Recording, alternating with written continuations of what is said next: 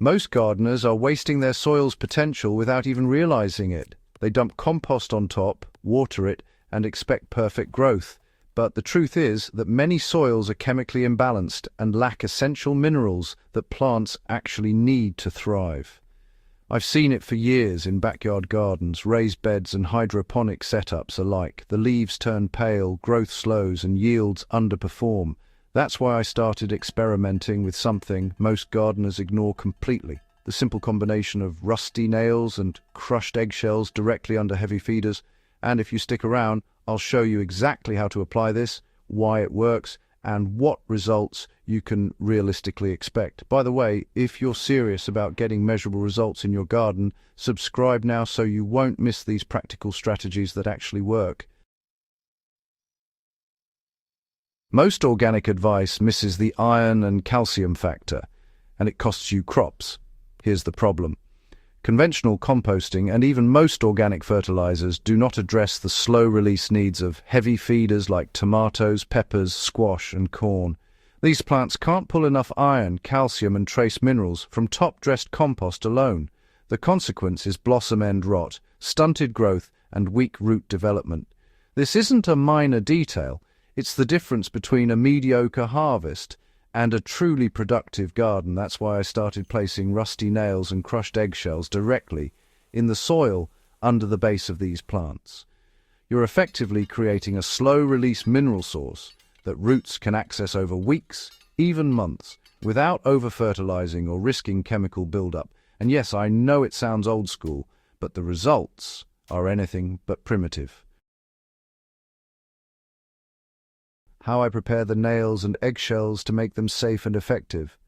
Not all rusty nails are equal. I use clean iron nails from old hardware, nothing coated or painted. I rinse them lightly, then let them sit in a shaded area for a few days until the loose surface rust develops. For eggshells, I crush them finely. Think about the size of coarse sand. And, if possible, bake them at 200 degrees Fahrenheit for 10 minutes to kill any pathogens. In raised beds, I usually mix 1 tablespoon of crushed eggshells and 2 or 3 small rusty nails per plant. In hydroponics or container setups, the quantities are smaller. A pinch of finely crushed eggshells and 1 tiny nail, pushed slightly into the growing medium near the root zone. These minerals dissolve slowly, feeding the plants exactly when they need it. The key is placement. You want these minerals right in the root zone, not scattered across the top of the soil. For heavy feeders like tomatoes, I dig a small trench about 2 inches deep around the base of the plant, insert the nails and eggshells, and cover them lightly with soil. In raised beds, I follow the same principle, but add an extra inch of compost on top to retain moisture. In hydroponic systems, I embed the crushed eggshell directly into the hydroton or cocoa substrate, with the nail angled toward the root mass. This method ensures maximum mineral uptake without altering the pH too drastically, which is a problem most gardeners run into when they over-apply crushed eggshells on the surface. I tested different ratios to see what actually works. I've tried everything: handfuls of eggshells, a dozen nails, even mixed powders. Too much iron from nails can slightly acidify the soil, which is fine for peppers, but not ideal for beans or spinach. Too much eggshell raises pH, which can lock out iron.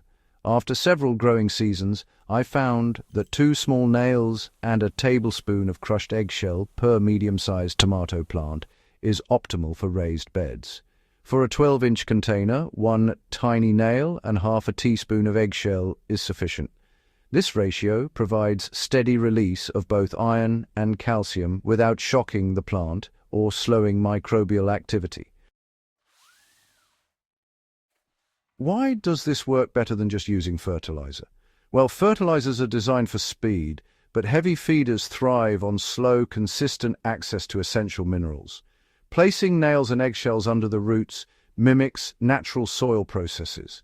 Iron slowly oxidizes, eggshell dissolves in moisture, and microbes break them down, creating a self-sustaining nutrient cycle. Unlike fertilizers, which wash away with watering or rainfall, This method feeds over the entire growing season.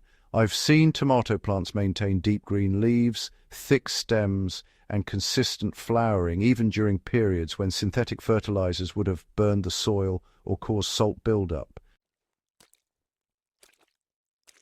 Integrating it with compost and other soil practices, well, this isn't a replacement for compost or organic matter, it's an enhancement. I always use at least 2 to 3 inches of well-aged compost on top of my raised beds and containers, and the nails and eggshells go directly below the compost layer. This way, roots can access minerals slowly while still benefiting from microbial activity and organic matter. For hydroponics, I pair crushed eggshells and a nail with a balanced nutrient solution. I monitor root health, and if the plant starts showing yellowing in new leaves, I know iron uptake needs a boost, which the embedded nails provide. Monitoring progress with a compost or soil thermometer is honestly one of the best ways to avoid problems. One of the biggest mistakes gardeners make is guessing whether their soil amendments are working. I use a tool like the RioTemp 20-inch Fahrenheit backyard compost thermometer, there's a link in the description by the way, to monitor the temperature and activity of compost under my plants.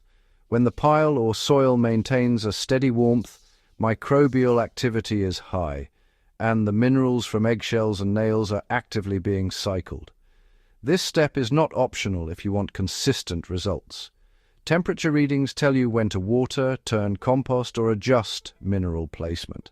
And in a hydroponic setup, I rely on root health indicators and pH stability to gauge effectiveness.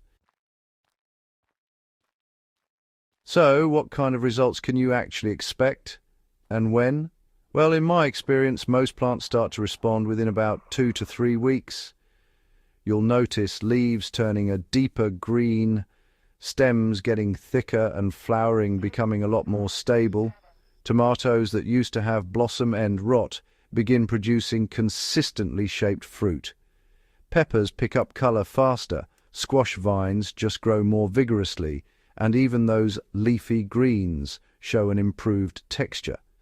In hydroponic setups, roots stay stronger and denser, which really helps reduce transplant shock when you move seedlings into bigger systems. It's not magic, but honestly, it's surprisingly effective once you understand how minerals move through soil and substrates. Let's talk about some common mistakes gardeners make and how you can avoid them. I've seen plenty of folks overdo this. Too many nails and eggshells at once can throw off your soil's pH or create these localized hotspots of mineral concentration. You definitely don't want to place them right up against delicate roots or seedlings. Always give at least an inch of buffer soil. Also, steer clear of coated or galvanized nails. They just don't release iron effectively and could even introduce harmful metals. The best results come from patient, measured application and keeping a close eye on things. If you combine this with compost, organic mulch, and proper watering, your heavy feeders will outperform anything you've grown before, no question. Now, why should you experiment with this in your own garden? Well, every soil is a bit different. Sandy beds, clay-rich plots, even hydroponic mixes. They all interact with iron and calcium in their own way. I recommend starting small. Pick a couple of plants. Try out the ratios I mentioned, and just observe their growth over, say, 4 to 6 weeks. Adjust as you see fit. What's great is that this method is really evergreen. It works in multiple climates, soil types, and even with hydroponics. Once you see the difference for yourself, you'll feel confident scaling up. I put rusty nails and eggshells under my heavy feeders, not because it's some trendy trick, but because it actually delivers real, measurable results. The slow-release iron, calcium, and that boost in microbial activity solve problems that synthetic fertilizers just can't touch without any of the side effects. If you're serious about taking your garden to the next level, this is one strategy that really pays off in healthier plants and bigger yields. Also, don't forget to check out the RioTemp 20-inch compost thermometer. There's a link in the description. It's honestly an essential tool if you're looking for precision in your composting and nutrient management. And hey, if you found these tips useful and you're serious about growing better food, subscribe to Farm Logic so you don't miss out on future experiments and practical strategies that actually work in real gardens. Share this video with your gardening friends. They'll thank you when their tomatoes start thriving like never before.